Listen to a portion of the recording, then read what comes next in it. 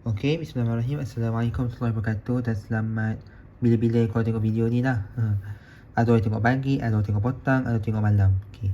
Jadi, dalam video ni saya just nak sharing pasal macam mana kita nak namakan polynuclear cluster. Okey. Sebenarnya, pertama sekali kita tahu polynuclear cluster ni maksudnya apa. Polynuclear cluster ni maksudnya ialah macam inorganic compound lah. Inorganic compound yang terdiri daripada lebih daripada satu metal ion. Okey. Jadi setiap metal ion dia ada compound daripada lebih satu metal ion yang mana diikat antara satu sama lain dengan ligand. Okey. Okey, dia hampir macam coordination complex, tapi coordination complex tu hanya mostly melibatkan satu saja atom logam kat tengah. Lepas tu yang lainnya diikat dengan ligand. Tapi kalau polynuclear complex, dia banyak-banyak metal ion. Lepas tu tiap-tiap metal ion tu diikat oleh ligand masing-masing. Okey. Jadi apa contohnya kita tengok nanti. Dan sebenarnya inilah sebenarnya nomenclature cara penamaan polynuclear cluster. Polynuclear cluster dia banyak. Dia nak namakan, kita gunakan hukum yang ini. Okey, saya akan terangkan dulu apa maksud dia. Nanti kita akan pergi buat contoh dan kita akan tengok satu persatu. Okey, jadi saya tak asal mana pun. Okey. Okey. Dia memang kena hafal lah rupa dia. Okey, yang ini μx. μx ini merujuk kepada bilangan metal atom. Metal atom atau metal ion sama je lah. Tapi kalau ni kita anggap sama lah. Okey. Bilangan metal atom. Okey, contohnya dekat kalau kita punya kompleks tu ada dua metal atom. Ada dua Fe contohnya. Kita tak mu2. Contohnya. Dua Fe tak mu2. Contoh Okey, kalau ada tiga metal atom tak mu3. Okey. Okey. Ini untuk yang asas dia. Seterusnya, Ky. Okey, Ky ni merujuk kepada apa? Ky ni merujuk kepada metal atom diikat kepada berapa atom. Okey, faham tak? Okey, contohnya. Okey, kita ada saya ambil satu ferrum lah. Ferrum satu. Lepas tu satu ni ikat pada N, ni satu ni ikat pada N. Okey, jadi kita tengok bahawa F ini diikat kepada dua atom Fe. Okey, jadi kita letakkan K1. Okey, saya pun nak beritahu apa maksud satu ni. Okey, satu ni merujuk pada satu metal atom. Okey, satu tanda ni merujuk pada satu metal atom. Okey, ini pula merujuk pada metal atom kedua. Jadi contohnya kalau polynuclear complex kita ada dua metal atom, jadi korang kena buat ini untuk metal atom pertama, metal atom satu, tanda ni, dan ini untuk metal atom kedua. Okey, faham tak? Okey, jadi ini, jadi kalau ada tiga metal atom contohnya, letak lagi satu tanda ni supaya kita nak terangkan tu semua metal atom yang terlibat. Okey, faham ya? Alright. Seterusnya, D1, D2 ni merujuk pada apa? Okey. Oh, silap. Okey, kita ulang balik ni Okey. Ky. Y tu merujuk pada berapa atom yang diikat. Contohnya, dekat sini ada diikat kepada 2N. Jadi korang letaklah K2. Okey, faham K2. Contohnya, kalau diikat pada 3N, letak K3. Okey, faham ya? Okey, seterusnya D1, D2. D1, D2 ni merujuk pada atom-atom apa yang diikat kepada metal atom tersebut. Okey, contoh kat sini. Fe ni dia ada 3 metal atom N. 3 atom N, silap. Biasanya dia akan non-metal lah. Okey. Jadi N. Tu patah pula saya punya ni. Okey, jadi N. Senaraikan je Fe ni terikat pada atom apa. Alright, faham ya? Jadi nak bezakan dia, pada 3 atom ni dah 3 atom N berbeza. So, korang kena prime kan dia one by one. Okey, ini kita anggap sebagai N. Ini N kedua. N kedua kita buat N prime. Ni memang sebab tadi saya punya pensel patah, jadi ada lah satu prime kat sini. Okey, lagi satu N ni kita tandakan sebagai N2 prime. Okey, ini cara nak bezakan lah. Dan Faham ya? Dan M1 ialah metal atom tersebut. Okey? Okey, metal atom tersebut. Dan kes ni ialah Fe. Faham ya? Taruh je. Ni Fe, letak Fe kat sini. Faham ya? Okey. Dan seterusnya sama je penamaannya untuk ini, iaitu metal atom kedua. Kalau contohnya ada metal saja satu metal Fe kat sini dan kompleks sama, kita gunakan je tanda-tanda yang penamaan yang sama untuk yang berikutnya. Okey? Jom kita gerak pada contoh. Faham ya? Ini secara basic. Sorry tak kemas. Okey, kat sini ada satu contoh lah. Okey, ada satu contoh. Alright. Ingat hukum yang tadi tu. Saya catat kejap. Okey.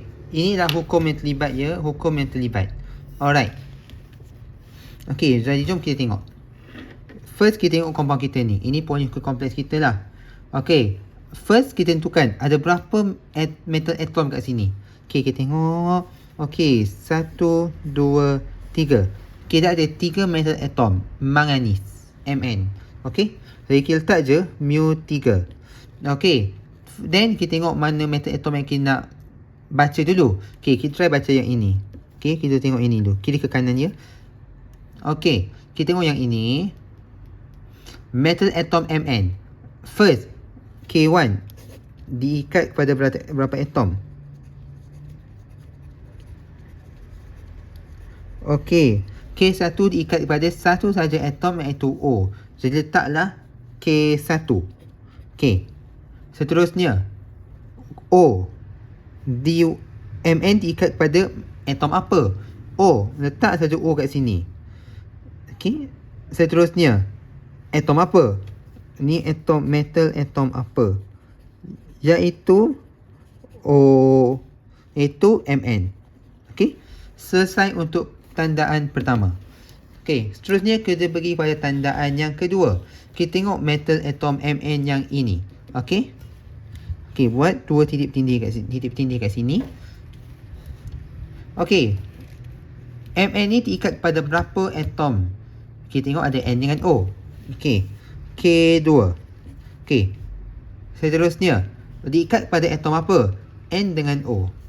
N, O. Seterusnya Mn. Okey. Tapi saya ada benda penting saya nak beritahu kat sini. Oleh sebab kita tengok sini Mn ni lah atom yang Mn yang kedua lah, bukan atom yang sama dengan ni. Jadi kita bezakan dia dengan letak prime. Okey. Ini Mn kedua, letak prime kat sini. Seterusnya gas ni ada O. Sini pun ada O juga. O dengan O yang ni ada berbeza. Jadi O yang ini kita merujuk kepada Mn yang diikat pada O yang ini. Jadi kalau O yang ini pula sebenarnya kita rujuk pada Mn yang diikat pada O ini. Okey, letak prime kat sini. Faham ya? Okey. Ada lagi tak atom metal atom kat sini? Ya, kita belum baca yang ini. Jadi macam mana kita baca sama-sama. Botol saya ni. Okey. Mn ni diikat pada satu saja O. K1. Kemudian diikat pada metal atom apa? O. Okey. O ialah sama dengan O yang ini. Okey. Jadi kita O prime. Sebab apa? Mn yang ini diikat pada O yang ini. Mn yang ni pun diikat pada O yang sama. Jadi O ni kita tandakan O prime lah. Okey. Dan juga atom apa? Mn 2 prime. Nah 2 prime sebab ini prime, ini 2 prime. Okey. Sebab semua kita rujuk pada metal atom yang berbeza. Okey. Jadi selesai untuk penandaan yang pertama. Baik, seterusnya kita pergi kepada yang kedua. Okey, yang kedua ni kita tengok first berapa metal atom yang ada dalam compound ini. Okey, kita tengok imbas. Okey, kita ada 1, 2. Natrium, sodium dengan Ce. Ce tu cesium, tak silap. Bukan cesium. Cerium. Saya baru tengok saya punya. Kita ada jadual berkala unsur kat sini. Kita tengok kat sini lah. Okey. Macam mana nak jawab? Sama je. Penandaan ni sama. Walaupun korang tengok berbeza atom kat sini. Sama je sebenarnya. Mu X. mu X tu merujuk kepada berapa atom logam. Mu 2. Okay, next kita tengok N. Apa atom metal pertama yang kita nak letak? Na. Okay, Na. Kita tengok buat Na dulu ya. Okay, first, Na diikat kepada berapa atom? Satu sahaja. Letak K1. Okay, lepas tu diikat pada atom apa? Na diikat pada O. Dan atom metal apa yang terlibat? Na. Okay, tidak bertindih. Faham? Okay, yang seterusnya. Metal atom yang kedua yang ada ialah cerium. Cesium. Cerium. Cerium. Ce. Okay, K2. K2 ni diikat pada apa? O dengan Na. Tak, O, N. Okay, kena tak prime tak? Tidak, sebab cerium ni, yang O yang diikat pada cerium ni merujuk kepada O yang sama yang diikat dengan Na. Jadi dia bukannya O yang berbeza. Prime ni letak kalau ada O yang berbeza. Alright. Seterusnya metal apa? Ce. Faham ya? Okay, ni ada disclaimer sikit lah. Kat slide dia kata K2 ni ialah N2. Ada guna N2.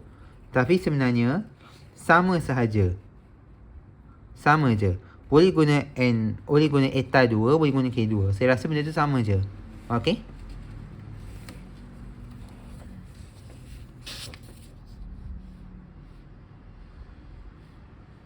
Okay, next kita tengok pada